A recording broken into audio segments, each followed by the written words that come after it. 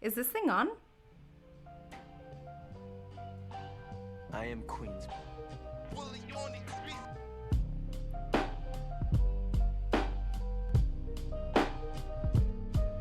Hi everyone, my name is Alyssa, and you are listening to the All Things Pelvic podcast, where you get to follow my life as a pelvic floor physical therapist. That may sound a little boring, but real quick, let me break it down. I bring up topics that most people find difficult to talk about, but maybe it's time we get comfortable with discussing the uncomfortable. I always strive for real talk, good vibes, and mostly all things pelvic. Join me and my guests as we discuss healthcare, culture, and real life topics. Are you ready? Because it's time to take a page out of my playbook.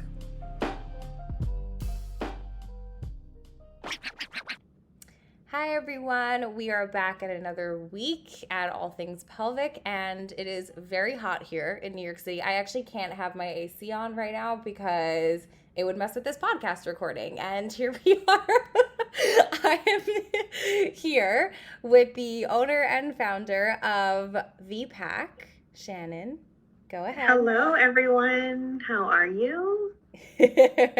I'm sure people will be answering back very good right now. Yes, and now I'm good. really surprised to hear you say that it's that hot in New York. I'm in Miami, and my God. it's warm here, but this is our hurricane season, so it's totally like cool with the breeze and the rain and everything like that. So we're kind of cool here. Yeah, I was gonna say you guys are straight chilling. I was actually just in Florida. I was in the Keys. It was amazing. But just New York City is like a different level of hot though. That's the thing. And like, I hate complaining because I feel like we were inside for so long. So I'm trying to enjoy the heat as much as I can. But then it's like typical New York City apartment, like AC cranking. I'm trying to do a podcast recording and here we are. So I'm just going to have to melt, for like the next half hour. It's totally fine because... Oh God, I'll send some cool vibes in. Perfect. But what I was going to say is that I am in your presence. So that makes things better, of course. Now, Shannon and I met on Instagram, the king of all social media, I feel like, and I'm really grateful for it because I feel like when we first started talking, I feel like we were honestly talking like this, like it was just like good vibes all around, and she wanted to talk to me about her baby, her VPAC baby, and I wanted her on here to talk about that. So tell us everything we need to know about VPAC. Okay, well, I'll start from the beginning. So I created VPAC basically out of my own struggles with issues with UTIs and incontinence. And, I have been suffering from UTIs since second grade, but I've had urge incontinence, stress incontinence since as early as I can remember. I wet the bed until I was 10 years old. I played sports and always, had a leakage of some type during, my performance in my sports. So fast forward to 40 years old, still dealing with these issues. I had the worst of these issues. I couldn't go anywhere without having a major accident and like having to come home, shower, change, and of course, get my self-esteem back together. Because as you can imagine, as a grown woman, a mom at her son's basketball games, having to, kind of like back out of the facility and kind of just leave in, embarrassment, especially to my son. So I created VPAC with the idea in mind of making a package of goods that someone like me, who's an active mom, who's an entrepreneur, and has an pretty active social life, where we can kind of be supported in our endeavor to still live our lives and be active and show up for our kids. So it started off as just the subscription box. I'm going to put together these items. We're going to be okay. But as I started surveying these women to see if they would actually need this box and they were experiencing the same things I had, I found out that yes, there are lots of women. I'm not alone at all. And here I am, like in my circle of peers and amongst my family, the only one experiencing these things. So clearly you can understand how I would feel alone and that I was just it was just me, I was dysfunctioning, I was weird. But I started surveying these women, and they really didn't know their options either, their resources, and if we would actually have to be sentenced to a lifestyle of a lifetime of diapers and pads and, changing clothes or bringing extra clothes. And it was then that I created the Moms Who Pee Their Pants Summit. Yep. Oh, yeah. So the Moms Who Pee Their Pants Summit is basically a platform or a showcase of different experts, doctors, innovators in products, and especially pelvic floor therapists yes, the real champions. They give us this information of things that we did not know. I absolutely did not know about pelvic floor therapy. Yeah. I didn't know that I can go to a urologist. I never got the questions that should follow, especially with someone coming in often to get antibiotics for a UTI. Someone expressing that, hey, I do leak, like when that gun goes off for the track meet, I'm leaking. I'm having an accident. When it's time to, drive by a bathroom and everything, I'm already thinking about, where I need to stop. Right. Where's this bathroom? And then forget traveling. Forget it, Yeah. So, I created all of these things out of my own struggles.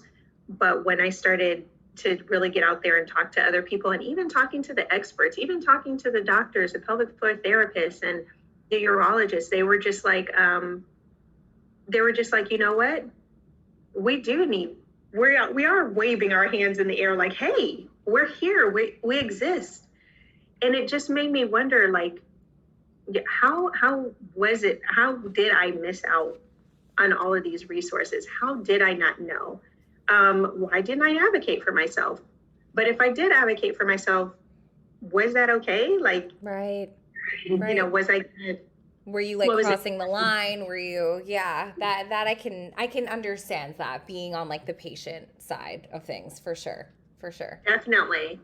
So it was I just felt like I had dropped the ball.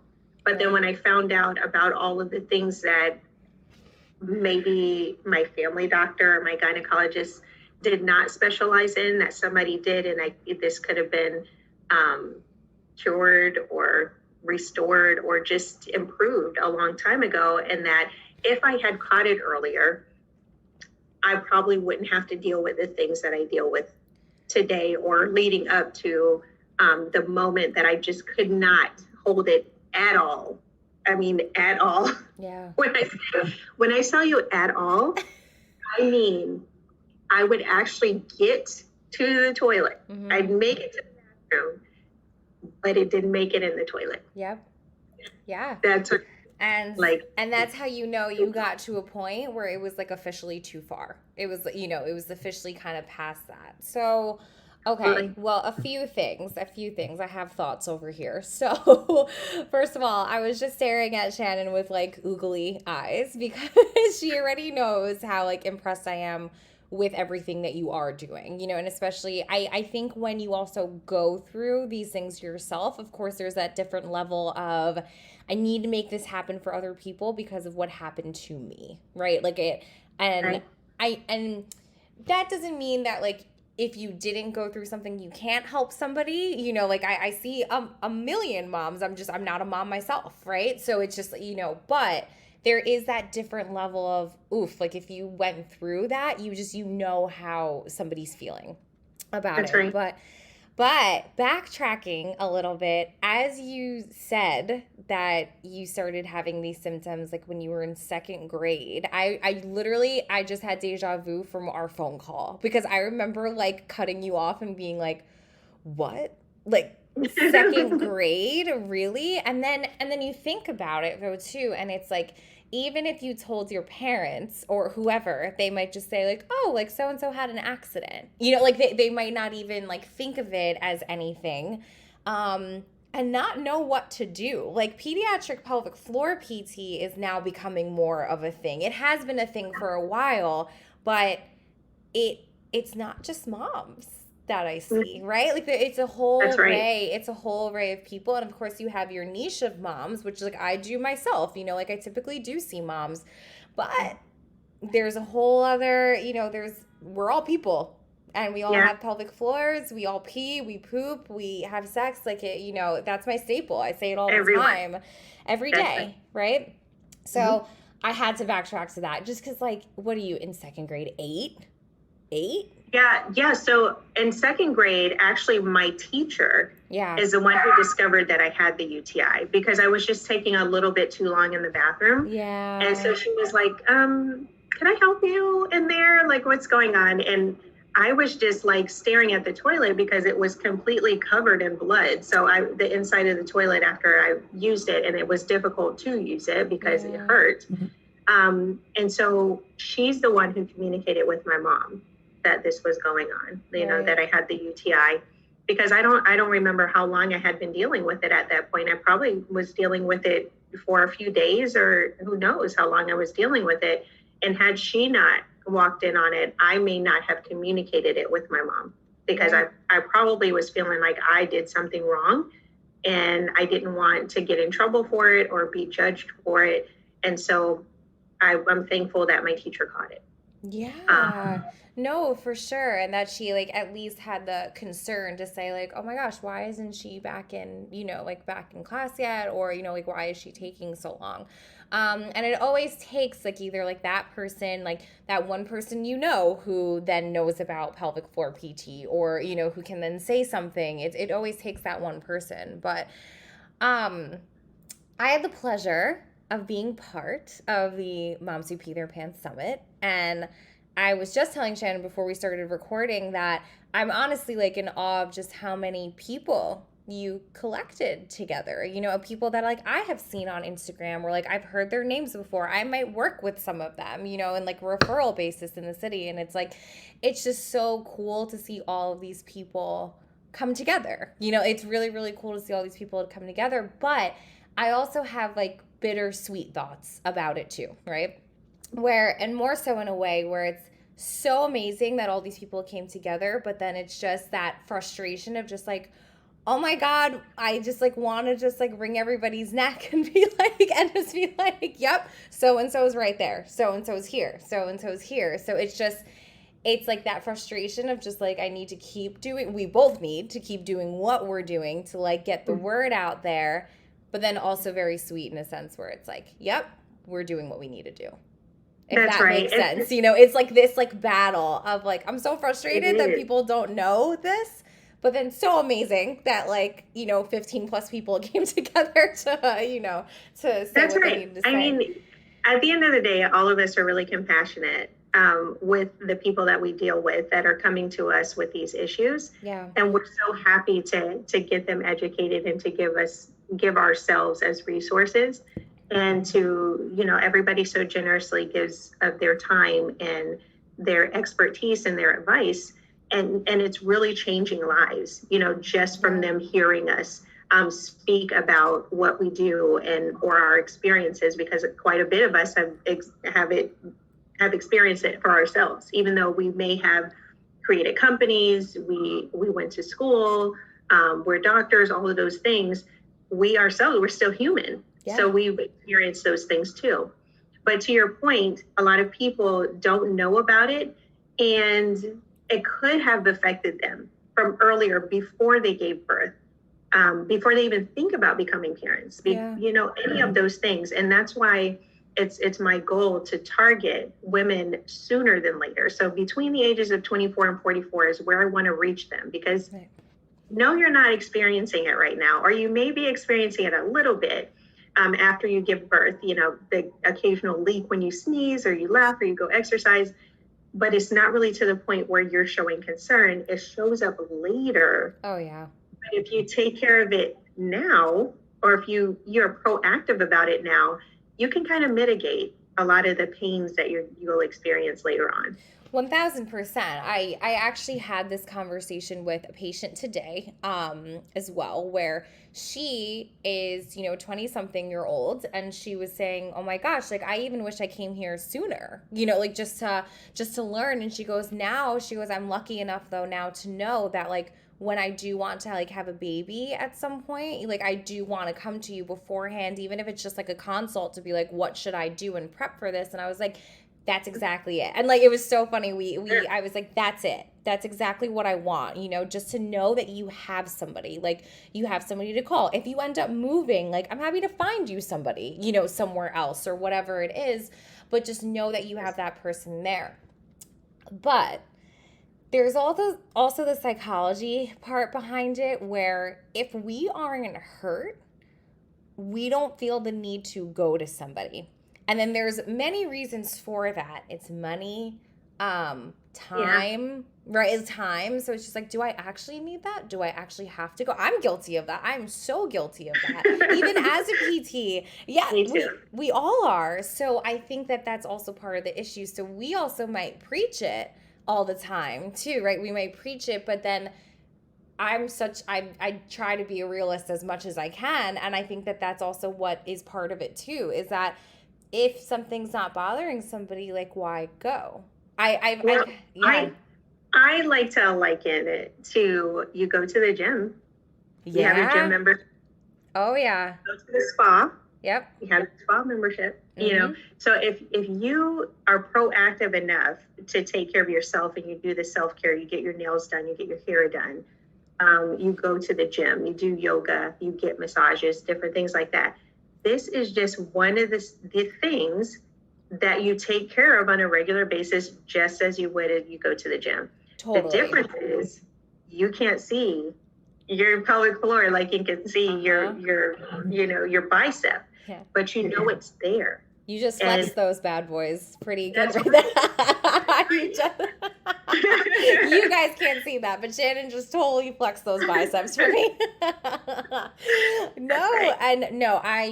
I am with you. If any of my patients listen to this, they'll probably laugh a little bit, because I say it all the time. Like, this is self-care. Like, you need to think of this, especially when I get the question, like, how long do I need to do this for? Or, and all these things. And I'm like, that's why I tried to teach you how to incorporate it into your day-to-day, or like into your weekly routine, whatever it may be. Or even if you fall off the grid, because we all do, we're human, if you fall off the map, like not going to the gym enough or whatever it is, then you at least know what to do to get back on track. So like, that's how I like to teach my patients to do certain things for whatever works for them. And I completely agree. I completely agree. I go out to dinner and drinks, and how much do I spend when I do that, right? How much do I spend on some tequila? You know what? That is so funny you bring that up, because I was out with some friends last night, and I don't usually go outside. People call me to come outside, the streets calling, all of these things that people are saying now, but please and thanks not to call me. But she's like, I go out, I have a meal, and my meal is literally like under $30. I'll get the bill, it's $150 because I had all these drinks. Yep. If you can like mindlessly spend on some drinks out at dinner, because you're having fun with your friends, you can set aside that money if you change your mindset. Totally. To thinking that, okay, this is a part of self-care, and this is preventative, so that I don't have to experience the pains that come with being 60, being after menopause, or, just aging, period. Yeah. 1000%. That's something that I hands down preach. Like I always do. One thing that I say all the time, I say it to, especially if somebody is way too hesitant. If they're just like, oh, like, how am I supposed to do this? And I'm like, well, you go to yoga like 3 times a week, right? Or would we not stretch our backs out if we were in pain? Like, do you not wash your face in the morning? Do you not brush your teeth in order for, things to be okay. That's not something that you can just do every few days. Like, you need to do that in order to keep up with it. So let's add in those stretches, to do, or That's like, let's right. add in some of those exercises. And I always joke around too, like, I can't make it easier for you because, like, I'm trying my best to, like, I need you to do this at your desk while you are working. Like, I'm trying That's right. to be as efficient as possible. So I'm all about habit breaking. Habit breaking is, like, one of the most important things, but you're completely right. Like, people also have to, like, advocate for themselves. I had this mom come in maybe a few weeks ago, and she was like, honestly, nothing's wrong, but I keep hearing about pelvic floor PT, and I just want to know if something's up. And I was just like, wow, good for you, like, good for you. And then come to find out, she has, like, a very, very minor prolapse, and, like, luckily doesn't have symptoms. But I said to her, I was like, I need you to do, like, these few things, and then honestly, just, like, get out of here unless something happens. I was like, I do want to, like, follow up with you, maybe, like, in a few weeks, but, like, see ya. Right. Like, I mean, that's the layer that we're trying to pull back. Yeah. Is that you may not see any symptoms of it now. Right. And it could be underlying. And this is why we're trying to preach this, we're trying to encourage to go ahead and make it a part of your life. And the great thing is, this self-care doesn't require you to take time out of your entire day to make time for it, because you can incorporate it into everyday things that you're doing in your life. Sitting at your desk. Now, I wouldn't recommend doing this while you're driving, because you do need to concentrate. Yes. For sure. Yeah. And honestly, ever since I moved into the city, like a few years ago and stuff, like, I really don't have many people where they're like, I'm in a car all day, because it's usually they're like, they're subway or walking, honestly, like, they're walking places and stuff. But when I was on Long Island, oh my gosh, definitely people where they're like, I'm in the car all day. I'm like, okay, well, these are some of the breathing exercises that I'm going to have you do, or, or even just some bladder retraining. Like, instead of doing that one extra stop that you may have done, I need you to keep going, right? Like, I need you to, like, keep going and, like, kind of retrain your bladder, right? Like, I'm filled with, like, those types of, like, any types of, like, tips and tricks that I can give with that type of thing, and I think that it's important to address. The other thing I wanted to say is that the great thing about going to a pelvic floor therapist and making time for it, versus just going to your family doctor or your gynecologist, is that pelvic floor therapists actually take their time with you. So you're there 1 or 2 hours if it takes that, especially on your first visit. Yeah. So you do get that time and care from someone to really figure out what your issue is, and to really identify, what needs to be worked on, whether it's tight or whether it's loose, whether there's a prolapse, or, whether there's some other issue. So that's like the number one thing that I like to tell people about pelvic floor therapy, is that this is, you're really going to be taken care of here. Okay, well, don't make me tear over here. No, and I'm lucky enough where I do hear that a lot. I hear that a lot from patients. I am even finding now that even an hour is not enough for me, for some patients, especially on, like, that first visit. I will, like, question the crap out of you, about, like, your life, and about all these things, because I really try to learn the person, as much as I can. But yeah, I refused to work in a place where, like, a pelvic floor appointment was 30 minutes. First of all, I don't even know what the hell that is. Like, I'm sorry. Like, I like talk to my patients for follow-ups for, like, 30 minutes, like, like, it's just like, I will never understand that. And like I just said, I even sometimes think, like, an hour isn't enough, depending on the patient, like, depending on what's going on. So it does make me cringe, even when I go to the doctor now and stuff too, and, like, they're in and out in, like, 5 minutes, and it's just kind of like, anybody that you can find that is at least going to take their time with you. Like I'm in love with my gynecologist. Like don't get me wrong, like they're quick sessions, but she's so thorough. Like Mhm. she's so thorough. And that's all I can ask for.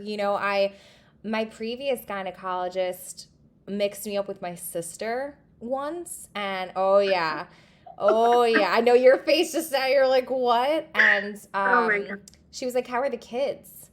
And I was like, nope, that's not me. And it just, then that makes you feel like crap, and then of course, like I'm thinking in two ways, because at this I was a PT then, like before I left her. Mhm. And I was thinking in like a few ways, like one, not the best mistake to make, so like I felt away Of being a course. patient on the table. But then I was just like, I wonder if she's having a day, because like I've had my days, too, where, and not that I've never done that. I've never done that, but like, Yeah. I have my days, where I'm just like, man, I want to go home, like, and it's like nothing against my patients. It's just one of those days for me because we're human. So I was kind of thinking like that for her, but then I just said, and it was when I first started out, this was years ago, and I said to myself, I was like, I will never, even if I'm running late,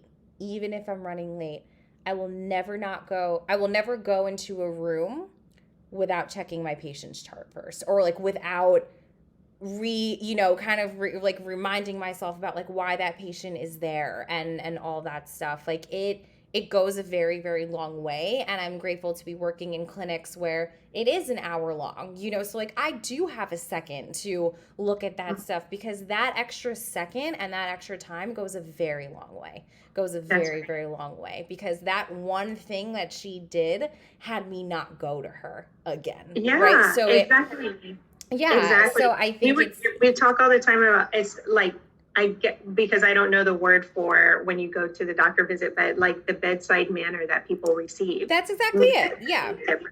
Yeah. That's exactly it. Bedside manner is a different breed, and then there are also, even, I tell patients this all the time too. You want a second opinion from me? Please go ahead. Do you know what I mean? Like, please go ahead and do that, because at the end of the day, this is your care.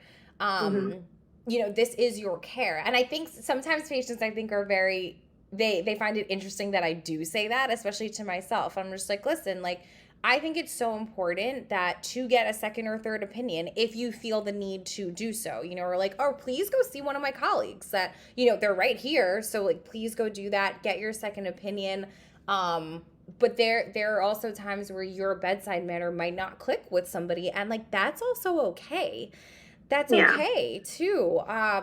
So yeah, there's a lot to kind of like think about there. And There is a yeah, lot to think about, but I mean, rest assured that when you do go to your pelvic floor therapist, they're definitely going to, take that time with you and get the yeah, extra information. And that's what I was lacking. right. And this Yeah. is the reason why I created both of the companies that I created.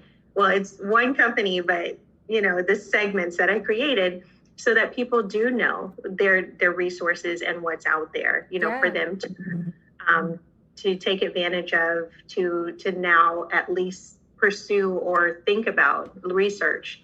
And I can't tell you how many people just did not know. Yeah. They just did not know. Yeah. So, I mean, we just digressed on like a slight rant, but a rant that is relevant to to what we both do. But I'm all about resources too, and I'm working on, my Instagram, my website, even just like I have a resource page that like I love to give out to patients as well too. And with that being said, I want you to kind of go over like what is in the VPAC. Like I'm all about like different products and like different things, like apps to use, like all of this stuff. And I just like, go ahead and tell us like what is in the box. Okay, so Yeah. VPAC is made up of about 6 to 8 items. It's quarterly, because the reason it's quarterly is because I believe you have to use something or do something for a certain period of time to actually measure whether or not you see an improvement or you feel a difference. So it's quarterly. but you get enough in this box that lasts you through the quarter. Yeah. So it includes the things to support your issue, like leak-proof underwear, supplements that you take on a daily basis to be proactive and to kind of keep that that pipeline clean. The pipeline. Yes, that's exactly what it is. I'm like the plumber for the pipeline. Perfect. Right, so it also has tools in it, that you could use for your pelvic floor area to exercise that area. But we also have a quiz when you're purchasing the box, because we don't want to give tools and things to patients that have IC. Yep. We don't want them playing around in that area if they haven't, gotten cleared to do that. So it's very important that you take the quiz and that you answer it as honestly as possible, so that we can make sure that your box is customized to your issues. We do want you to try things, and we want you to get the benefits of all of these things in there, but we also want you to be safe in doing so. 1000%, yeah. Yep. So along with the box, because I believe that you do need to be supported while you're trying to get your improvement, while you're trying to get your healing. So the box is very much meant to do that, to support you on your journey of improvement. But the box would be really nothing without the classes about pelvic floor therapy, because that's when you get the real healing. That's when you see the real improvement. When you have a chance to experience pelvic floor therapy, but you have a lot of women out there that are still quite embarrassed to go to a pelvic floor therapist. They don't know that they don't need to necessarily get a referral from someone to go to a pelvic floor therapist. They may not have one in their area, or they may not be comfortable going to the one, but at least if they get, the basics, or if they get to know the people in the portal who have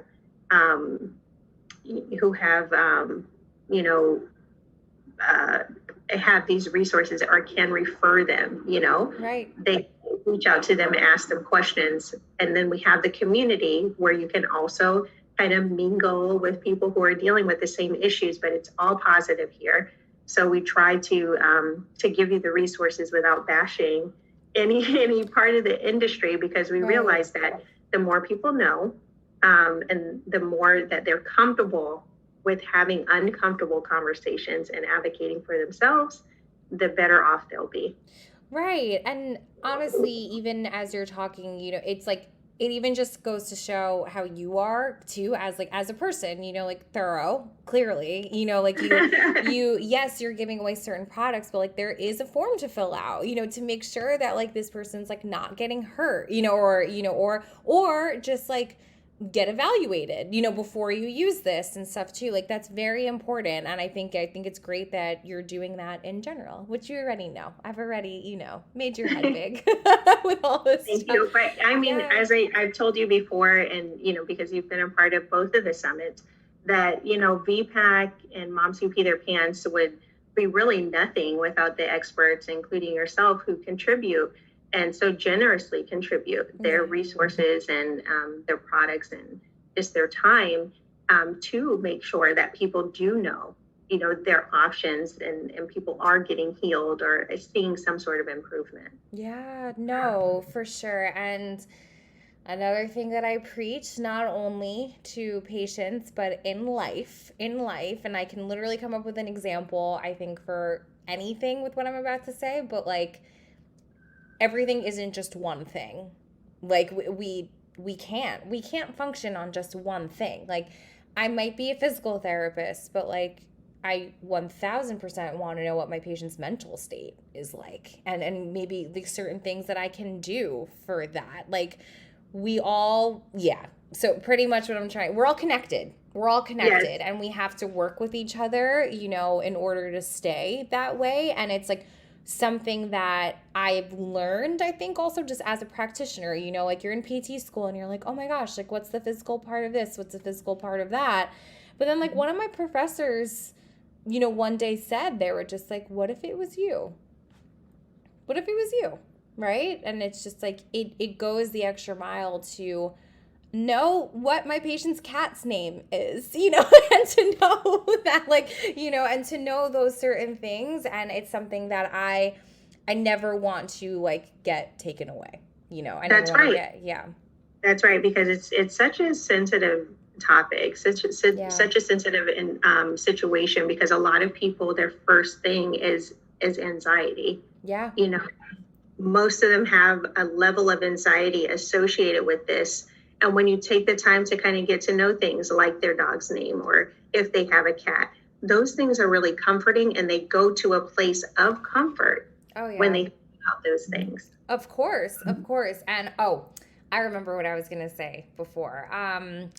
We obviously talked about how, like, it's important, like, if you go through something, it's important to, you can say that in a certain way to, like, either your patient or to, like, have them understand, like, nope, like, I've been there, and I get where you're coming from. I've had pelvic floor PT myself, and, like, when it's you, your mind's like, I don't know what happens to our minds, but like it's just different. It's very, very different. And I remember my colleague was treating me, and it was so funny because I just went, oh my God, what is that? And she goes, Alyssa, like, you very much so know, like, what I'm on right now, like, what's happening and all this stuff. But because it's now me, it's as if I, like, lost all my thought, like, I've lost all my training, all of my, all of my backgrounds in school. And that's what I always want people to also realize, like, we are all human. So it's like, it's okay to feel vulnerable, and then so I actually tell that story sometimes too, where I'm like, when I was on the treatment table, do you know what happened to me? Like, if somebody gets emotional, like, I've definitely cried, during sessions. It's a vulnerable thing. But at the end of the day, we are there to help. And, and I think that that's also just an important thing to address. Like, it is vulnerable, and it's a lot of stuff to talk about that, like, sometimes you don't want to. And even though I feel comfortable talking about this stuff, again, when I was on the table, hot mess, it's like, it's right. So it's like, that's what I wanted to say with that. It's just, it's very, very different when it is you. Because I have friends like that too. I have friends like that also, where they might just be like, oh my God, you have to do this, you have to do that. Like, are you doing it?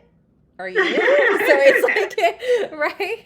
Well, yeah. And I mean, doing VPAC, kind of forces me to keep myself accountable for my care as well, because really I'm kind of 2 steps ahead of, the people that are in a part of my community and the customers.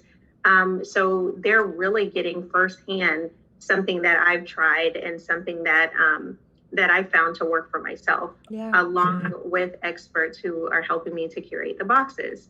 And so it's funny that you say that, because I mean, it forces me to kind of be in action and doing these things, so that when people do come to me or they have these issues, I'm like, you know what, this worked for me, or this was my experience, and I can still kind of be relatable and not just hear, like, so above them, or, so much more knowledgeable than them. I need them to know that I'm coming from a place of healing as well. Sure. I created this because I was born out of my own struggles with these things. So you're coming along with me on my journey. And as I know more, and as I do better, so will you. Yeah. And then that's also just like life, right? Like, we're all learning, we're all just like learning. I had a patient the other day, like, mention this certain product, right? Like, I'm sure there might be some products in your box where I might be like, oh, cool. Like, I'll be like, cool, like, it's something that I didn't know about.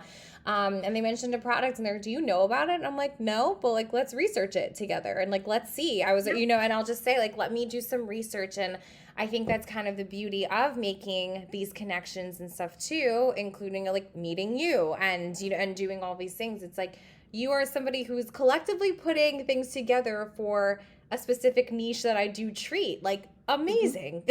Amazing. Yeah. Like, that's really awesome. And like you said, it's like, you don't know all the products that are out there, but you're open to seeing and trying, or at least researching what it is. And this is just an introduction of products that you could be using on a regular basis, but you do need to use them consistently in order to see that change or improvement. Yeah. And that's why the box is made quarterly, because I'm forcing you basically to stay on a regimen, including whatever is in the portal, whatever courses or classes or presentations are in the portal. I'm kind of forcing you to get in the habit of making this a daily part of your life. Yeah. And I love that. That's just like smart. That's smart. So, first of all, I could talk to you for days. That's like not even. And I was going to say the same thing. Like, I was going to go off in another tangent, but I'm like, let me. No, you're fine. Maybe we can save that for another podcast episode. Also, just so everybody knows, we were talking for like 15 minutes before we even started recording. And we were like, we should have just recorded it. Yeah, I say that all the time to like my guests that are on here. I'm like, God damn it. Like, I think like the next person on is here, I'm just going to click it. I'm just going to be like, great. Like, let's go. Yeah. But I will be, I say this every podcast episode, but I will be posting, your information and stuff in the description of the podcast. But I always want you to say, where can people find you? Whether that's Instagram, your website, go on a rant for me. Yeah. So Instagram, you could find me personally at S as in Shannon _dot, like spelled out DOT _98. Come visit me, from the Jay-Z hard knock life kind of era. That's where that comes from. But you can find me there. Please DM me, reach out there. And then my website is vpacforwomen.com. Yay. Oh, thank you so much for being on here. And if you I'm so happy. Yes, I'm of course. To be a friend. And if anybody is interested in the Moms Who Pee Their Pants Summit, you can also contact her about that too. Or if you're just interested in learning more about the VPAC, because it's dope. So that's right. But you could also go to momswhopeetheirpants.com as well. Yes. All righty, hun. Thank you so much. All right. Thank you. Thank you guys so much for listening to the All Things Pelvic Pod. Have questions, concerns, comments? Want to share your story? Remember to follow me on Instagram at _pelvic floor playbook. DM me, share my stuff, like it, and let me know what you think. As a reminder, this is not medical advice by any means, so don't be out here doing a bunch of nonsense in these streets. If you need me and want a vibe, you know where to find me. I'm out.